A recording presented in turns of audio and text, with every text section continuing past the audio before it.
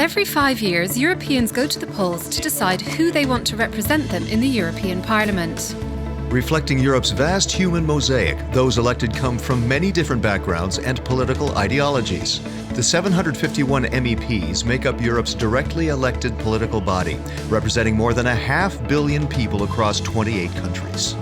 In the last 4 European elections of 1999, 2004, 2009 and the last one in 2014, the European People's Party prevailed each time as the leading political force in the Parliament. So how does the EPP group represent voters in what is a very complicated political landscape? In this video, we'd like to show you how the EPP group works in the Parliament by walking you through the process step by step. It's a process that takes place here in Brussels. And here in Strasbourg, the official seat of the European Parliament. The EPP group is the main political force here in the Parliament, with more than 220 members from 27 of the member states. Members of the EPP family lead the 2 other main institutions of the European Union. Donald Tusk is President of the European Council, while Jean-Claude Juncker is President of the Commission. Here in the European Parliament, the chairman of the EPP group is Manfred Weber. He's assisted by a presidency, a bureau and working groups on issues ranging from agriculture to economics, from environment to regional policy. At the very top of the EPP group is the presidency, and it's meeting right behind me. It's composed of the chairman of the EPP group and 10 vice chairs who head working groups and other parliamentary activities. Those include budget and structural policies, economy and environment, home and legal affairs, foreign affairs, communication strategy, parliamentary work, relations with national parliaments, neighborhood policy, Euro-Mediterranean dialogue, and a think tank called the European Ideas Network. The presidency is the main decision-making body of the EPP group. Together with the heads of national delegations and others involved in the Parliament's functions, they make up what's called the group's bureau. Now let's see how it all works.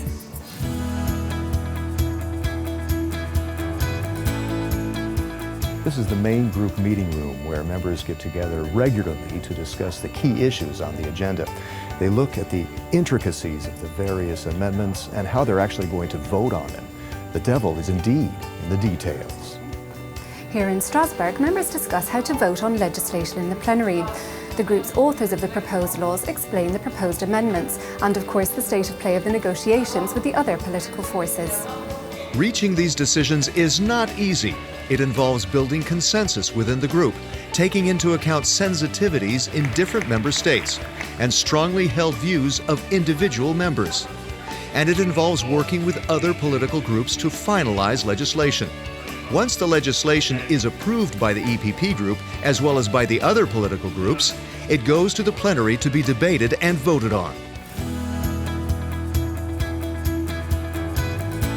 But how and where does it all begin? And what are the intricacies of the legislative process? Joining us is Lara Comi, Vice Chairwoman of the EPP Group. Ms. Comi, can you walk us through the process? Al Parlamento discutiamo e approviamo molte leggi che interessano la vita quotidiana dei cittadini. Pensate che l'80% delle leggi qui approvate devono essere recepite in 28 Stati membri. So, considering all that's at stake, it must be a showdown at times here. Oh, dipende da quanto è complicato e controversa la legge che viene proposta. And how does it all start? Where does it all start?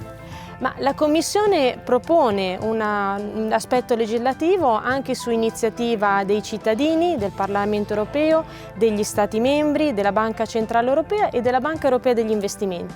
Una volta che la proposta arriva in Parlamento gli viene affidato un responsabile. Quella persona ascolta e incontra le parti coinvolte e negozia con gli altri partiti, formula un rapporto e lo presenta alla Commissione parlamentare per la discussione e il voto. Poi a sua volta anche tutto il Parlamento, quindi la plenaria, voterà su quel rapporto. Se approvato, il testo è inviato al Consiglio dei Ministri, ovvero i governi degli Stati membri.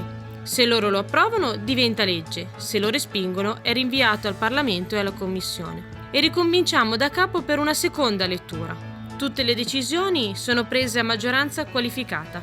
Se c'è disaccordo anche nella seconda lettura, Guarda, io penso sia un caso veramente eccezionale, è successo una volta sola molto probabilmente. I rappresentanti del Parlamento e del Consiglio si siedono in un comitato di conciliazione per trovare una posizione comune. Il risultato è votato dal Parlamento per la terza volta, senza emendamenti. Se approvato diventa legge, altrimenti la proposta decade. Non è un processo semplice, ma il nostro obiettivo è quello di ascoltare tutte le varie opinioni e le varie idee, perché una volta che la legge viene approvata è valida in tutta l'Unione Europea. And it's a process in which the EPP Group plays a key role as the largest force in the European Parliament. Europe's elected body representing and defending the interests of the EU's more than 500 million citizens.